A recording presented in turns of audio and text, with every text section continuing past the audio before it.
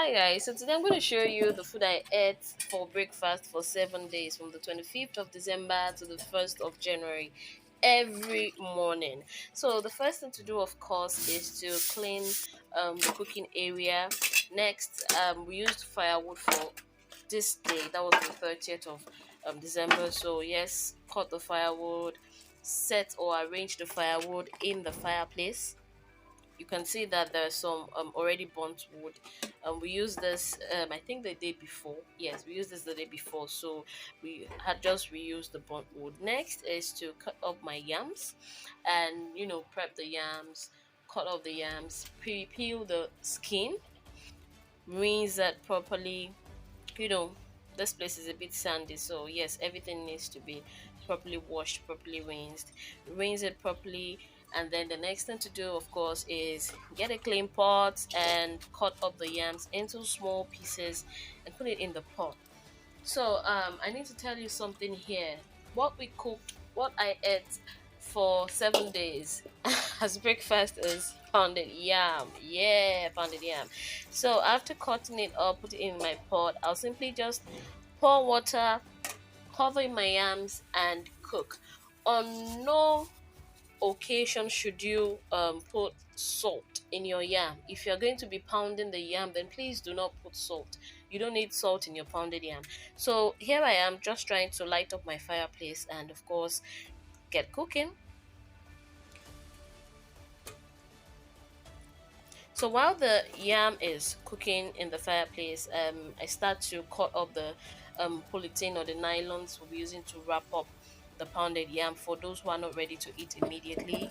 Then I bring out my mortar. Bring out the mortar, clean it properly. Please, we don't wash mortar with soap. Just wash it properly with water. So of course I clean it properly with water, just to make sure that it's clean, it's nice, and it is ready for pounding.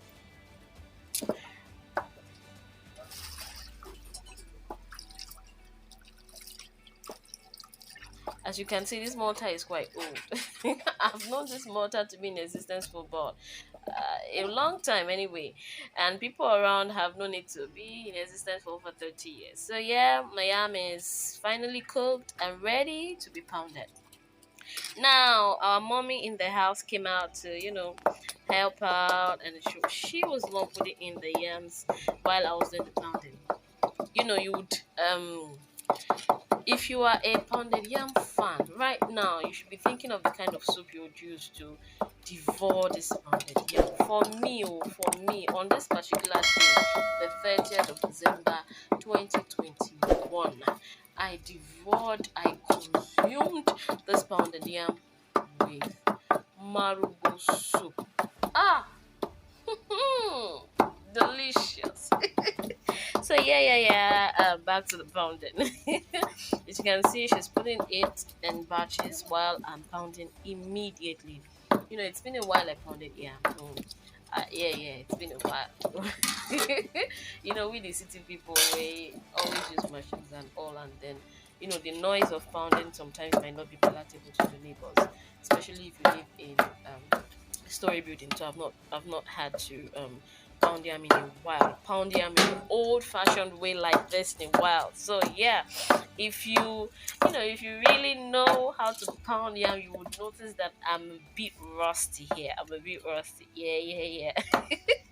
But of course, now that does not kill my shine. It doesn't stop my shine. All I know is I did well. Uh-uh. And I enjoyed it. So yeah, at some point you have to put the pistol in water. It gets to a point where the yam starts to become sticky. So yeah, you have to put the pistol in water at various intervals so that you can pound the yam properly. Now I've done this for I think about 4 or 5 times for this particular batch I'm pounding. Then the next thing to do, you'd notice I added excess water for boiling the yam. So you take some of the water, yes, some of the water in the yam and then pour it in.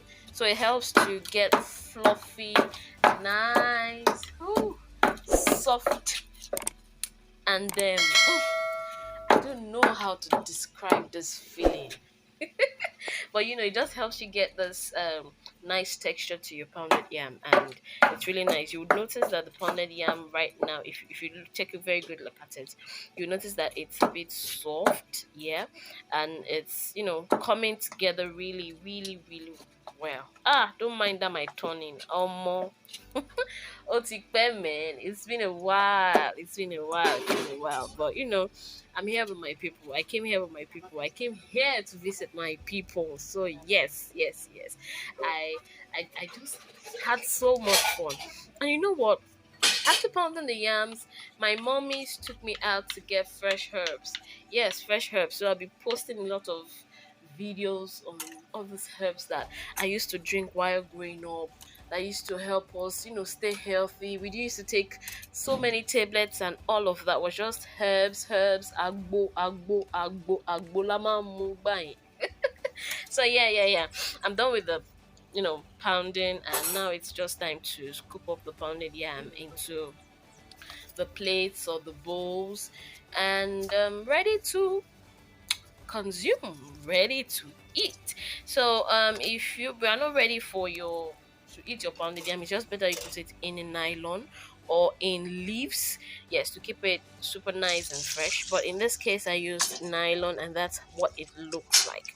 Next, let's move on to how to wash your mortar. As you can see, the mortar is a bit messy and it needs to be washed.